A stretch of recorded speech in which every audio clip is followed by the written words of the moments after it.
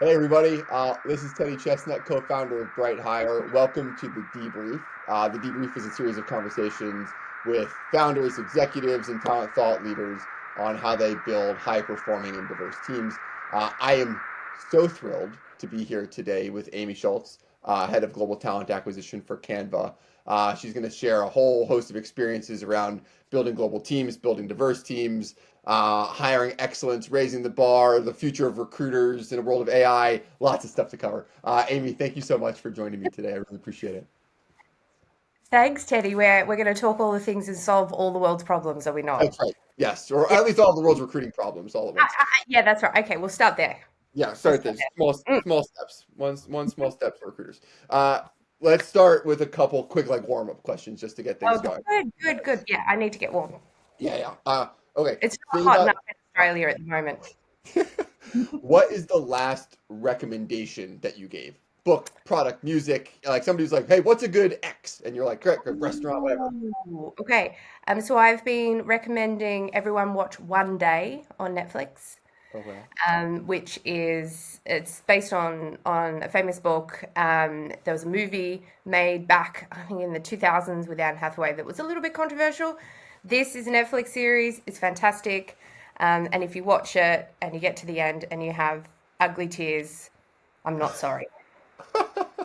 Okay, good. Put it on the list for when I Mm, need, like a sad moment. that's Uh, right. got it. Cool. What was your first job? Oh, my first job was working at the Albury Cinema Centre. I worked in the candy bar.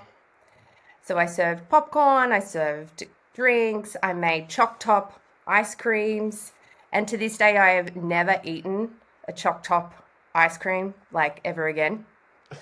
And I actually have some popcorn related scars on my collarbone because one time I No. put like over all the kernels in, put the oil and forgot to put like the lid on, and they just spat out everywhere, and like hot oil hurts apparently. You want to pull a life lesson out of that, but I don't know if there is one. Just Uh, put a lid on it. I know, but we used to get free movie tickets, and on Monday I could take a friend. So, early in the week I was always super popular. Nice. Love it. Okay, so maybe the lesson for the job is like get a job with good perks. That's it. Um, That's but it. without the potential for lifelong Yes. burn I, scars. I think I went to the cinema and saw Romeo and Juliet 5 times. Right. Well, maybe this will be the same answer, but what would your dream job be if you weren't doing that? Right? Oh, it varies day to day. Like some days I'm like, oh, I would just love to like have a shop and just sell like knickknacks and accessories. Other days I'm like, oh, I would love to interview famous people. And then other days I'm like, oh, I'd just like to like volunteer full time at a dog shelter. It kind of varies day to day. Okay, very fair. Yeah. Do you like collect knickknacks like generally, and that's like a thing where it's like, hey, I could just turn that into a store. Yeah, like I went into a store one day with a friend in San Francisco that was kind of like a gifty, touristy kind of shop. Yeah. And he's like, I've always wondered who are the people that shop here. And he's like, I realize it's you. Like, Nice. Perfect. yes. What is your favorite interview question and why? Ooh. I always like asking people, tell me about like the days where you have heaps of energy, like where you really feel like you're in flow. Tell me what you've been doing. Hmm. And then conversely, tell me about those days where you feel really drained and Hmm. what have you been doing? Because that just tells me a lot about what motivates them and potentially, obviously, what drains them, Yeah. and whether, this role would actually bring out Yeah. the energy or may have more things to do that kind of demotivates them. And then Gotcha. let's talk about that. Yeah.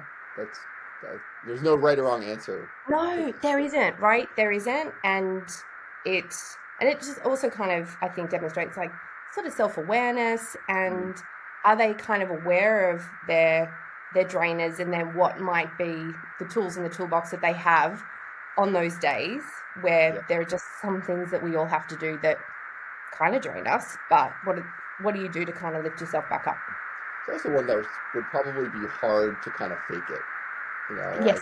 an interview is always about like, hey, how do I fit for this role and how I'm going to shape myself to the role. But it's kind of hard to like come up with a bunch of examples about like things that energize you or drain you if like those things aren't actually true. That's it. Yeah, cool. All right, now we're all warmed up, so let's jump in. We're gonna Okay. go way back in time. You're in the Ooh, future in Australia right now. I So am. I am. It's great here. so, uh, career highlight. You're at Canva now, leading the global talent acquisition team. Yes. You spent nearly 7 years at LinkedIn on the TA team there. You are at Hudson, leading the APAC talent acquisition function. What were like, if you maybe go way back to Chalk Top ice cream. What were like the most formative experiences in your kind of career journey along the way? So when I finished university, I studied media and communication and majored in radio production and marketing, funnily enough. And I thought I was going to get a job in marketing. I thought I was going to be wearing like Portman suits to work every day. Portman's is like a retail high street brand over here. Work in the city and everything would be good. And it actually took me a really long time to find, my first kind of proper full-time job. Mm, And I did a bunch of different things, Teddy. Like I drove promotion vehicles, I worked at events, I did call center, I stuffed envelopes, I cooked barbecue, I worked retail, I did so many things. But I actually like look back on that experience now, and that was quite formative mm, because you learn to be agile, you learn to really hone your people skills, yeah. and you kind of learn to be grateful, right, for the opportunities that you have, even though they're maybe not what you thought. And I used to feel really frustrated, and I would compare myself to all my friends that I thought had like, the big, adult glamorous jobs, and I didn't. And I realize now that I've kind of always just been on my own timeline, and Mm, eventually things work out. And if mm, I could go back, actually one of my team asked me the other day if I could go back to my like, younger self, what would I say? And I'm like, it's going to be okay. And I generally would. And I got a job 20 years ago actually at a company, an Australian startup called PageUp. mm, Now go by PageUp People. They make applicant tracking software as their kind of core product. And I got a role in customer service. So I was supporting recruiters using the ATS. I actually had no idea really what a recruiter did. I didn't probably at the time have a ton of empathy. And again, I probably didn't realize what a formative experience that would be, because that set me on this path of recruiting and talent. And 20 years later, here I am. And there have been different inflection points in my career, I think, where I have gone for jobs, I haven't got them, or I have got a job that maybe, like, when you looked at me on paper, I perhaps wasn't mm, like the ideal, perfect candidate, but someone saw potential and they gave mm, me a go, and I'm really grateful for those managers that saw something in me. And I lived in Melbourne after I finished school for about 14, 15 years. And I moved from Melbourne to Sydney, which, like, is anyone in the States is kind of like moving from West Coast to East Coast. Culturally, it's very different. But that was a formative experience. And then that kind of set me on the path. From Sydney, I moved to Shanghai, Singapore, San Francisco, and then back to Australia a couple of years ago for the role at Canva. So those kind of moments where I took a risk, someone saw potential in me, maybe took a risk on me, and then I started taking some mm, intelligent risks, and I find, the older I get, the luckier I feel. mm. But there's definitely been some risks that I've taken, and that has been super rewarding, both from a professional and personal experience. But you don't always know it at the time, Teddy. What uh, two things come to mind. One is I'm very curious to hear what you think some of those risks were that you took and how you knew you wanted to take them. But I'm also really curious I love asking how folks got into talent acquisition and serving an ATS organization as a CSM, working with recruiters. It's not like the normal path in. No, no. Usually it's like, I fell into it because I knew somebody Yeah, and I yeah, started an yeah. agency. That's it. So what was the moment when you were like, all those people who I'm supporting, I want to do their job? Like, what made you make the jump?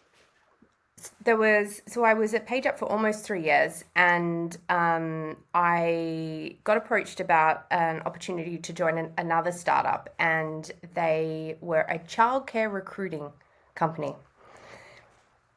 And they were it was an agency. It was called 123 Careers, and they were building offices in different states in Australia, building teams to hire for, at the time, Australia's largest childcare company, ABC Learning Centres, which ended up going into administration during the global financial crisis. And I got the role as state manager and had to hire a team of recruiters to hire childcare workers. Talk about like a very formative experience. I had to learn a whole bunch of stuff. And that's, I think, really where I cut my teeth on recruiting. Cut my teeth on recruiting, cut my teeth on managing people, cut my teeth on running an office, stakeholder management, regulations, laws, child safety, like so many things. And I was in my mid to late 20s at the time, and I learned a ton, and that sort of set me then on a path of focusing more on actual recruiting the craft as opposed to the technology that supports it. Fascinating. And then so how did you get from there to Hudson and then to LinkedIn? Kind of what was the Lost my job. Yeah. So when ABC Learning went into administration, they were our one customer. So like, note to self: do not put all your eggs in one basket. So when they went into administration, so did we. And so all of the furniture that I had bought to fit out the office, I saw, wheel out. All the staff that I hired, I had to tell them that they didn't have a job anymore. And it was big news in Australia at the time. Like, we were kind of reading and finding out about our fate almost on the front page of the paper, because ABC Learning was just such at the time, a quite a prolific company here. And when I'm hiring for managers or leaders now, I often look for that kind of full life cycle experience where, tell me Mm, about something that you've taken, from zero to one, but then tell me about the time that you've had to sunset mm, something, be it a product, be it a company, be it a yeah, team, what have you. fascinating. And I think that that's really, really valuable experience. And again, it wasn't something that I was seeking out at the time, and it felt really painful. But I look back on that now and go, huh, that gave me a ton of perspective as we all navigated 2020. Yeah. And just that kind of foreboding sense of like, what is going to happen, and if I lose my job, is this the end of the world? Hmm. And likewise, as companies continue to downsize, to restructure, to lay off, I hope that my experience has helped kind of Mm, others know that, like, there is the next thing. It just might yeah. not always be kind of obvious at the time. Yeah, it might not be linear, but Yeah, yeah, does that. exactly. Yeah. What it's fascinating that your recruiting really started in childcare workers, which I imagine have many differences in terms of the recruiting process and challenges from the kind of recruiting that you supported at LinkedIn or do today at Canva.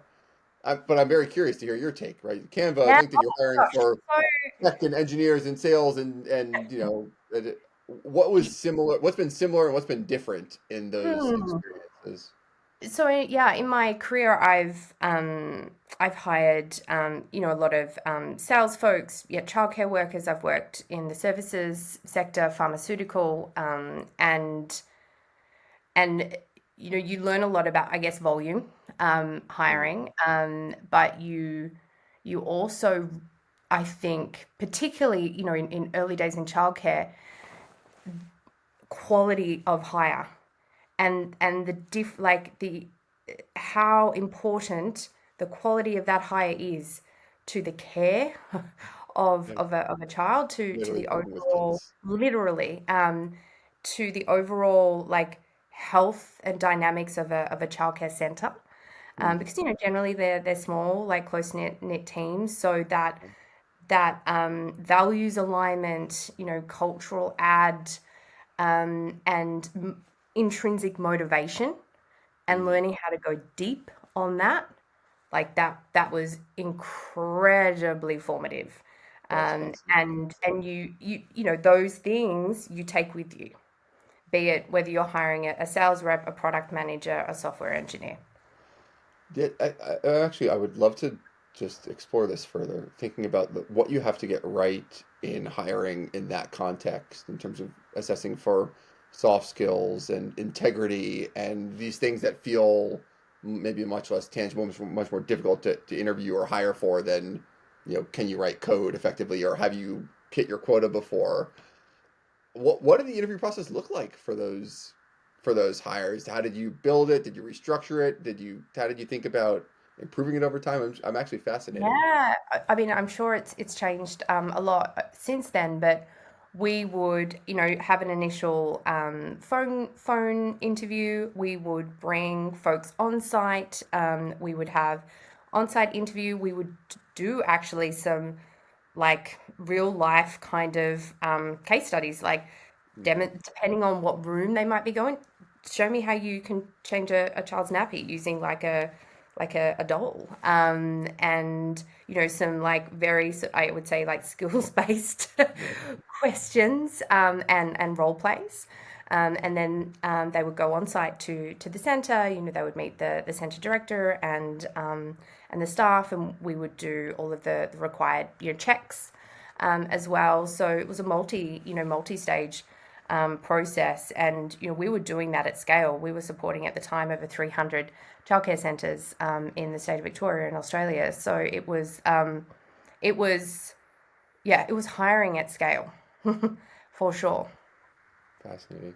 Yeah, it's fascinating to think about how to balance the operational kind of rigor that you need to do to hire at scale. And I'm actually curious, like, was it a high attrition role as well? Like, was I it? mean, it is this. I think a sector that is unfortunately, understaffed, Yeah. and you could argue underpaid, Hmm. and so that I think the the overall center dynamics, the center director, the quality of the education that the staff provide, all of those things, like their actual like attraction, Yeah. and and the support that the workers get, the ratios, all of those things matter. And yeah, like you look back on it now and you think that the learning, the development, the benefits, the leadership, again, like it doesn't really matter kind of the sector, Yeah. those kind of like base needs, they matter.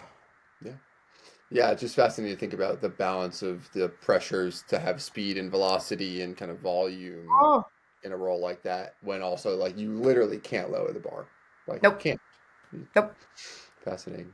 What drew you to tech, to LinkedIn, and then to completely different kind of Yes, environment? What was the yeah. appeal to move in that direction? So after I left 123 Careers, when that was just before the GFC, I joined a services company in Australia called Spotless, that at the time were a really large employer. They had around 30,000 people, and they got taken over by private equity.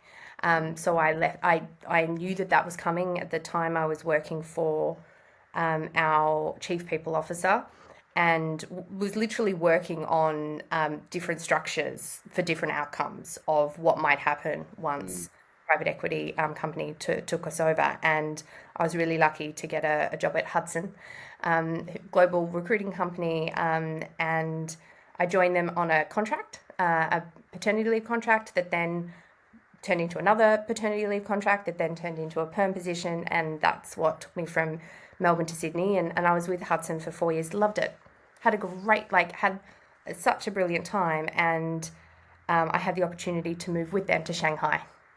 wow. And China was never on my radar, Teddy. Like most Aussies, I was like, I am going to move to the UK or to the US. And I remember one day my boss at the time calling me. I was like sitting at home on the couch watching TV one night, and she called me and she was making small talk. And she's not one to make small talk. And You I'm were like, like, where is this going? what do you want? Something suspicious here. Yeah, yeah, yeah. And she's like, have you ever thought about Shanghai? I'm like, to visit? She's like, no, to live. I'm like, no.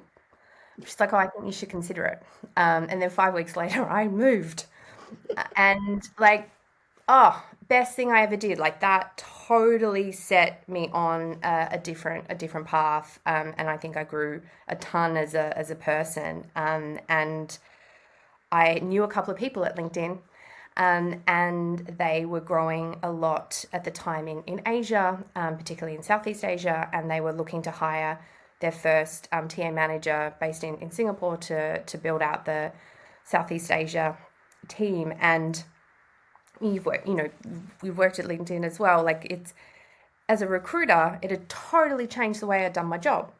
And I spent a ton of time on LinkedIn, not just as a recruiter, but to build my network, to learn all of those things. And so it was kind of meta, really, Yeah. like to go and then recruit for LinkedIn. My dad always, I don't think for all the years that I was at LinkedIn, he actually understood that I worked for LinkedIn. I think he always thought I still use LinkedIn to help other people hire. Anyway, um, side note. So it was really, it was the pull factor. Mm. Um, there weren't too many push factors at the time, and so I moved to Singapore, and yeah, the rest is history. That was a fantastic move for me, and I it was a hard decision, to leave Hudson, and I Mm. remember thinking at the time, I am never going to resign from a role again. And then when I was going through the process with Canva, thinking about contemplating leaving LinkedIn, I'm like, oh my God, like these decisions are so, the head and the heart. It's Yeah. hard to get them lined up, right?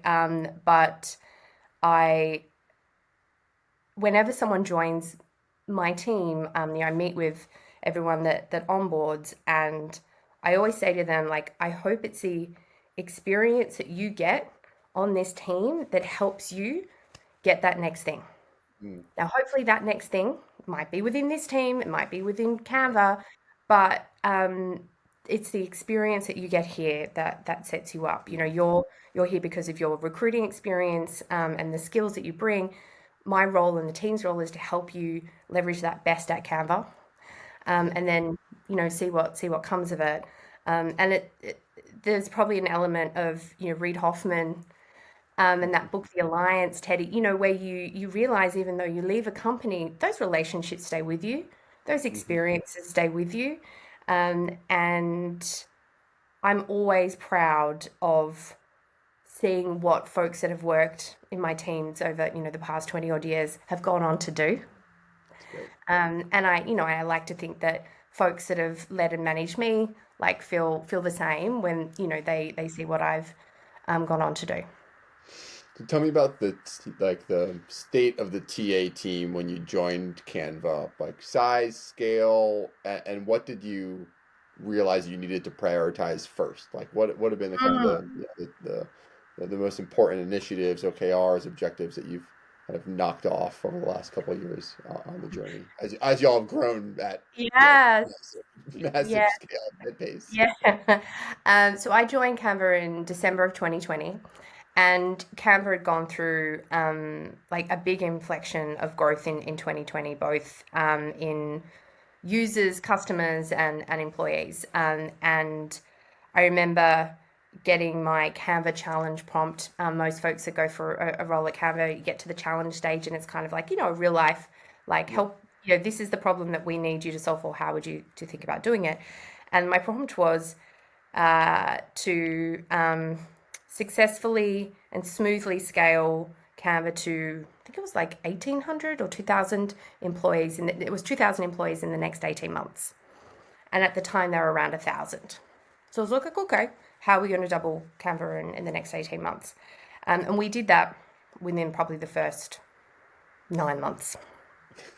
And when I joined, the TA team was there were around 30, and we were just about to put like our first recruiting boots on the ground in the US.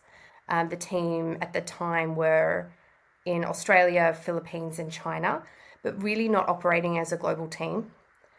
Mm. So one of my, first, I think what I sort of saw as one of my first priorities was to put my arms around like the global team, get us identifying as one team, and then starting to figure out like what's working well in different parts, and then how can we scale that and get more consistent. Mm. But the team was recruiting like recruiters, sources, coordinators, and then quickly thought, okay, to scale at the pace that we need to scale, we need to sort of start doing this through operations and tech. So hired a recruiting ops lead. Oh, we're building our consumer brand, but we're still probably not kind of known in some of these new markets we want to enter in, like the US. Okay, we need to have a focus on talent brand. So hired my first talent brand partner. Oh, we're hiring a lot of like recruiters. Now we probably need to think about, enablement and training and best practices. So, had someone to focus on enablement, and then started to kind of, I guess, build out those core kind of lever teams Mm. to then really kind of fire up the recruiting engine. So that was, that I guess that first year, right, of build and scale. Yeah. And then, year two, you kind of go, all right, you take stock, and then look at where do you need to continue to invest, and then how can you kind of get like more consistent. And then I think by year three, you've now sort of started to build up patterns of data that you can start to look at. How can we overall get more efficient, improve the Mm. experience, and start to get a little bit more predictive about what we do and how we do it. What data are you, so that kind of journey and kind of now you're 3 years in and you have enough data, what data is most important that you're looking at to start to understand what do we need to change, how do we be predictive? Yeah, what's like your dashboard, or what are the key metrics you look at? I mean, we've got obviously we've got like our jobs and our candidate dashboard that kind of just give you that point in time view of what's open, what's aging, overall like health of pipelines, funnel metrics, etc. Mm. So I think all of those like core metrics are important to us to understand bottlenecks and move capacity around, etc. But it's the quality metrics. We start at the moment doing some quality of hire analysis, looking back at our hires over the last 2 years, to look at like the source, like where are our quality sources, like sources of hire, Mm. and who are our quality interviewers, hiring Mm. managers. Conversely, where have we perhaps seen some attrition, and then kind of going back and seeing if there's any patterns in who hired, how they were hired, etc., just to help us get Mm. better. And enablement and an overall experience is so important. And I think that was why one of the many reasons that we started to use Bright Hire. Right at the time, we were growing so quickly, and we were hiring so many people that were then hiring for us. Mm. How can we ensure that we're trying to keep that really strong, healthy bar consistent globally, and we physically can't like physically train all of the people in person all the time. So getting some data to help us understand where are we doing well and where are we not. Mhm. And I think recruiter experience, hiring manager experience, and candidate experience are all so kind of critically, important to us. And now with generative AI, how can we continue to lean in and leverage the benefits of Gen AI to continue to improve the efficiency, but overall, I think the experience of what we do, and hopefully that's helps recruiters enjoy their job more because they get to focus on more high value stuff. Hiring managers are sort of feeling like the benefits, and likewise candidates. Yeah, it's interesting. It makes me think of there was a quote that you had in one of LinkedIn's report on like the future of recruiting. talking about how like historically recruiters have been kind of like creatures of habit, and that's been successful, but like won't elevate them. And what No. really is needed in the industry and the discipline is like curiosity, adaptability, learning mindset. It feels like the world of Gen AI is like accelerating that at massive pace. But I'm curious what you think the future of the role of the recruiter looks like. How Yes. is it changing? How is it changing like right now? And what do you expect it to look like 6, 9, 12, 18 months from now? I think the core skills of a recruiter remain like I think curiosity, adaptability, um, are two still like foundational skills. And I think LinkedIn may have recently released like sort of their top five skills that they're sort of seeing on the platform, and like adaptability I think was Hmm. was right up there.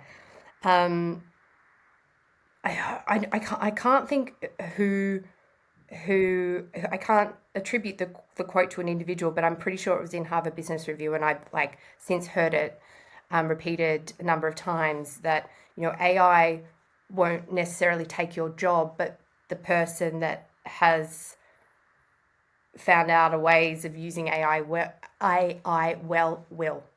Wow, And I yeah. think that is so like that rings so true. I think for recruiting, like we have the opportunity to experiment and find use cases for how generative AI can allow us to spend more time on that high quality human stuff, the influencing, the advising, the partnering, Mm. like the in-person time, be it with candidates or hiring managers, the insights, the storytelling, all of that stuff that like I know at the core, like 99% of recruiters, that's what they want to do. They don't want to necessarily be spending all of their days like screening CVs and doing outreach and crafting in mails, all of those. Like some folks may really enjoy that, right? And there are days where just kind of doing that is probably quite mindful. But like you speak to most recruiters and they're like, yeah, I want to be seen as a strategic partner to my hiring managers. I want Yeah. to be influencing. I want to be advising. So seeing this as a way of being able to make some of those high volume repetitive tasks more efficient for you so you can dial into what makes uniquely you, and that is your human skills, your superpowers, like dial that up and that will make you invaluable, Um, and business will feel the benefits from that. yeah. It relates to another theme that I know you've talked a lot about, which is like talent agility. Yes. We're talking about this at the individual level, right? An individual recruiter Mm. needs to be kind of agile to learn a new set of skills and not be replaced by the individual who actually figured all that out. But I think you've talked about this at like an organizational level, right? To Yes. future-proof an organization. I'd love for you to expound on that a little bit. What does talent agility mean to you? And when you talk about actually investing in talent agility, Mm. practically, like, what does that mean? What does it look like? So the definition I like to use, Teddy, for talent agility is essentially it's your ability or your team's ability to mobilize your workforce quickly and efficiently through skills to face new situations. And like, Mm. let's be honest, new situations come up all the time. And at its foundation, like taking a step back, it's like building that really strong layer of trust for the organization to know that no matter what comes our way, like whether we need to dial levers up or dial things down or enter new markets or sunset products or grow teams or restructure teams, whatever it might be, that the talent team have the skills, the ideas, the capacity, the strategic ability to like make that happen. Mm. And for us at Canva, we think about talent agility as like embedding hiring strategies that go beyond purely that like buy Mm. and we've got like the five B's, buy, borrow, build, which are I think fairly standard, but then have added boost and bridge. Mm. And the boost and the bridge, really require us to partner with other people teams. The boost is how are we boosting the skills and the capabilities of our Canvanauts through learning and development, through our what we call impact process. Other companies, like sort of your performance review. How are we building a really strong and healthy culture of feedback and advice? So you're constantly getting kind of that flywheel to help you build the skills to get better. And then the bridge is things like, for us, internal mobility, different pathways, talent programs to help you maybe bridge a skills gap and ultimately, move to a new team, new role. And that doesn't have to necessarily be permanent, ongoing. That could just be a project opportunity or a goal for a certain period of time. So that's how we're thinking about talent agility at Canva. And I have stood up like a team in TA to kind of bring a number of these Bs together. And for us, that's how hiring for contingent and freelance workers, because that's a strategic lever for skills that we need for a really defined period of time. Pathways, so that's internal mobility.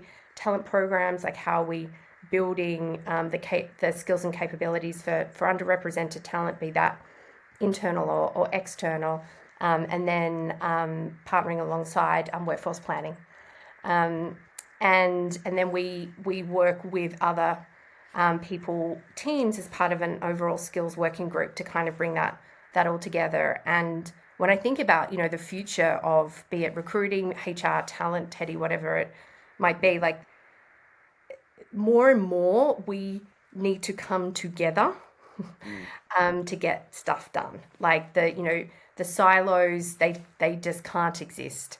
And if you're not, like as a TA leader, for example, if you're not regularly speaking to your head of learning and development or your HRBP or even your finance team or your IT team or whoever it might be, to be having conversations around collaboration opportunities for any talent related strategy, then if you're not doing it, you should start doing that. Oh, yeah, I think about one of the themes you mentioned a couple of times. Internal mobility can face a ton of roadblocks if you don't have alignment across those teams.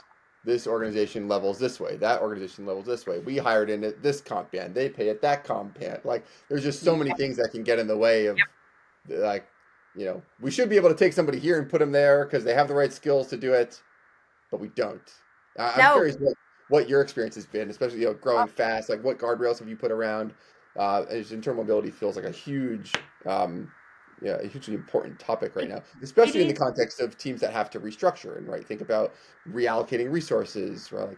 I'm curious what lessons you've learned about making that work, in addition to the collaboration across the team. So internal mobility is it's absolutely strategically important. It's also really hard. Like, it's really hard. There is a reason why I think so many companies kind of kick the can down the road. For your kind of example there, different parts of the business view levels and tenure and performance, all of those things differently. As we were building out our, our pathways team, but also our processes and our policies, we took the time to kind of do some deep diving into all of the different move types. And I think we got up to about 32 different move types that had happened. So trying to take that 32 back to like a couple to do consistently is really hard. And what I was literally only saying this to one of my team early this week, like what I have, we've had pathways in operation now for about 16 months or so. You constantly need to iterate, and you constantly need to be speaking to the business, getting their feedback and understanding, like, is this meeting your need? Yes or no? And if no, why? And is that something that we need to change, like we hadn't considered before, around maybe guidelines on tenure, performance level, whatever it might be, or is there an education opportunity and is there some expectation setting that we're not yet doing, and the art of repetition.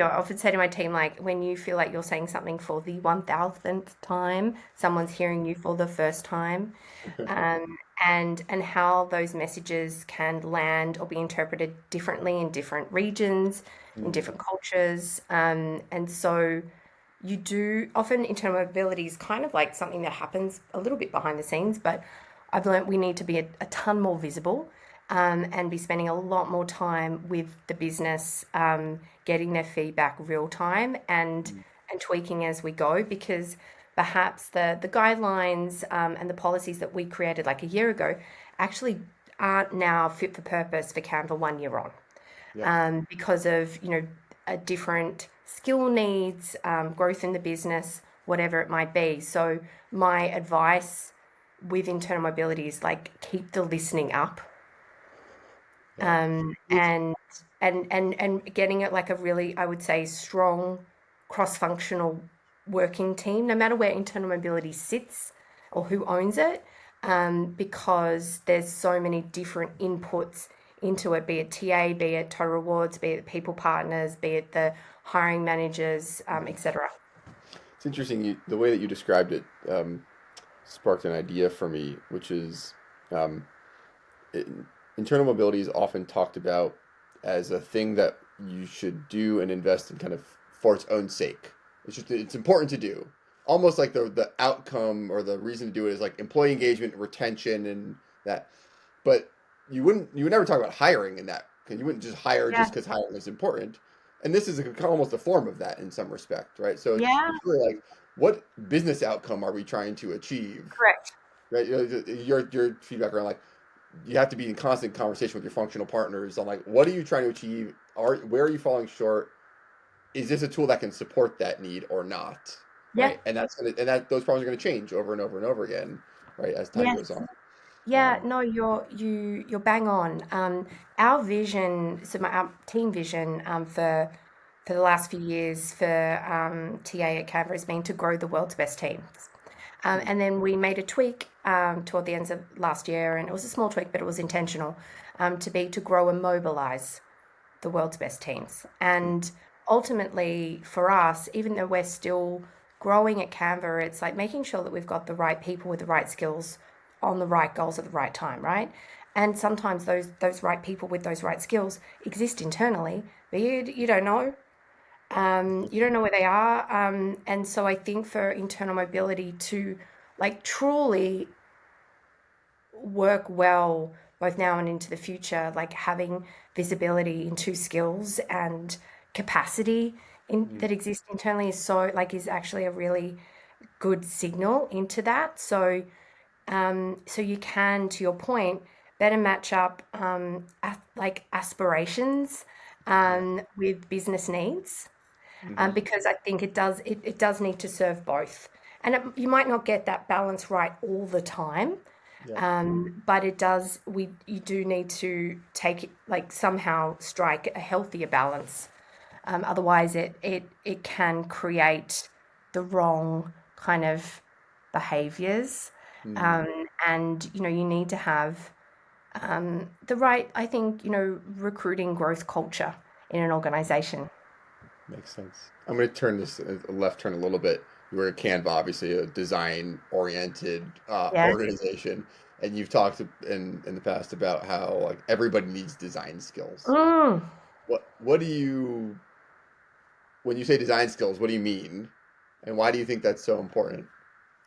So I think when you say design skills, most people's minds, and mine as well, but probably before I joined Canva, went, oh, you have to be a graphic designer or a product designer or like, in a creative role in PR or marketing or something to need design skills. Meh. Like at its core, design is being able to visually communicate something, right? And be that like in a architectural design, in an image or text. And visual communication now is, I think, one of the most critically important skills around. And whether we work in the office, whether we work from home, like we're all working in a hybrid environment, and async communication is kind of the norm now, right? So if there's a way that you can visually communicate an idea, a proposal, a plan, and cut through the noise and do that clearly, succinctly using visuals, mwah, chef's kiss. And like last year, Canva, we did a visual economy report, which is sort of like the first of its kind. And I think we spoke to around 1,600 business leaders globally. And like overwhelmingly, they were like, yeah, we see visual communication as like a core skill that we need in all roles, not just, traditional design roles. There's a great article. I don't know if you ever read this. I can't remember the name of the author. It was a blog post, and it was called "Remove the Legend to Become One." It's about an Oh, analyst. It was about an analyst who worked in the very early days at Amazon, and was responsible for. He was like the first analyst. And was, oh, okay. and was responsible for putting together like what they called like the data pack. It was basically like everything you Nice. needed to know about the business, and it got circulated to the whole senior executive team. Yes. It's a very long tome about graphic design, basic Huh. visual representation of data and how to do that in a way that is clear and Cool. clean and compelling and doesn't lack for ambiguity. As a data visualization nerd, I've been like the LinkedIn Insights team, and now thinking Yes. about like all of our interview data.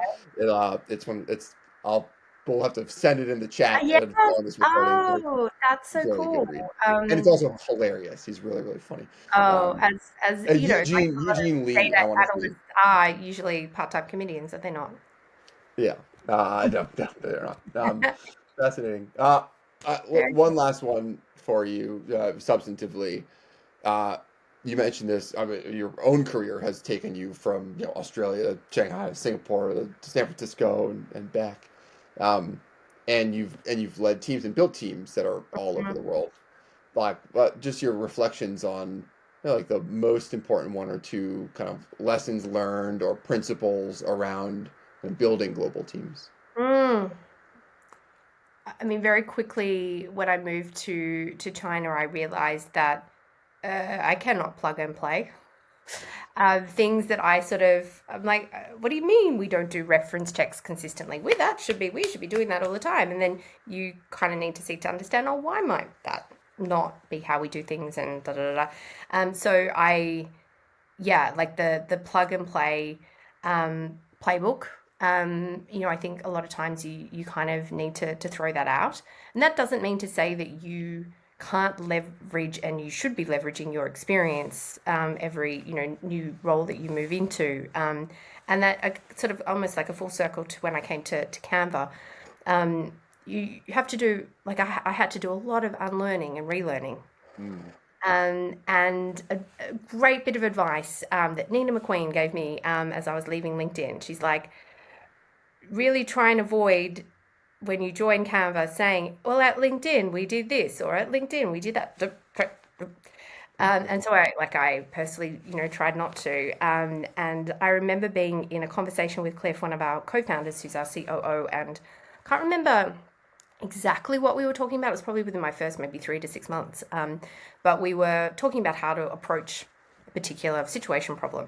And I'm like, well, probably the best practice way is doing blah, blah, blah. And he's like, Amy, I don't care what's best practice. Like, figure out what is going to work best for Canva, and then go and find out like how other people have done that. And maybe that ends up still being the best practice way, but don't start from there. Mm. And that has really stuck with me. And where every role that you get, you're hired for your skills and your experience, and then it's then up to you to figure out how you best leverage those skills and experience within the team or the organization that you have joined, and that requires you to be adaptable. Mm. And I think that moving recruiting in different sectors in different countries, like I think I have now built up a pretty healthy amount of adaptability, but like I don't think that there's a quota that you get to that is like I am Now adaptable I've got enough, it. I can stop now. Like, no. So that's like always, always on. And I think that that requires humility. It requires curiosity and a learner's mindset, I Yeah, guess, really. love that. Yeah, every day's new. Last one for you. Uh, think about a day that gives you like tremendous amount of energy and a day that really drains you. What do they look like? Well done. Well done. So last week I was in Manila spending time with our team there, and that was fantastic. You know, it was just so nice to spend a week in the office. We did boot camp, we did training sessions, we did karaoke. I did lots of like one on one team chats, met with stakeholders. Like it was a whole bunch of listening and learning together and learning that like basically everybody bar me has a really good karaoke singing voice. So that like that gave me a ton of energy and a ton of joy. And then a day recently where I felt less energized.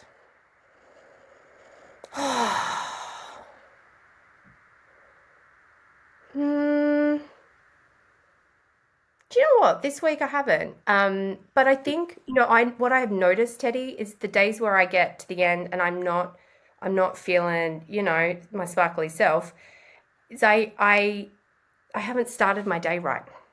Mm, Like what I've figured out is if I start my day by jumping straight on to Slack or email and like doom, and that starts taking my energy. And where I mm, feel like those days where I've let my calendar control me, that mm, takes my energy. But if I start the day like on my time, on my terms, where I go, you know, take my dog for a walk, or I listen to a podcast, or I just have some like, you know, quiet time eating breakfast, whatever it is, I yeah, am so much more effective. I've given myself some thinking time and I go into the day with a ton more energy and I generally finish it feeling I've been more productive. wonderful. Well, I know this was an 8 a.m. start for you, so hopefully this was a Oh, very productive, intentional, deliberate start to the day. No, Amy Schultz, head of global talent acquisition for Canva. Thank you so much for joining us. It was super thank fun. you for having me on, Teddy. I feel like we've suitably debriefed. That we have indeed. Uh, we're gonna post this onto LinkedIn and shout about it from the rooftops. If there's anything else, if folks want to learn about you, Amy, or find any of your work or anything like that, where's the best way to kind of stay in the loop? Yeah, I mean, LinkedIn, follow me on LinkedIn. And yeah, and also, you know, jump across to our Life at Canva site, sign up for our talent community if you're curious about Canva specifically. There you go. Amy, thank you so much for joining me. Thanks, Teddy. This was super fun. Bye bye.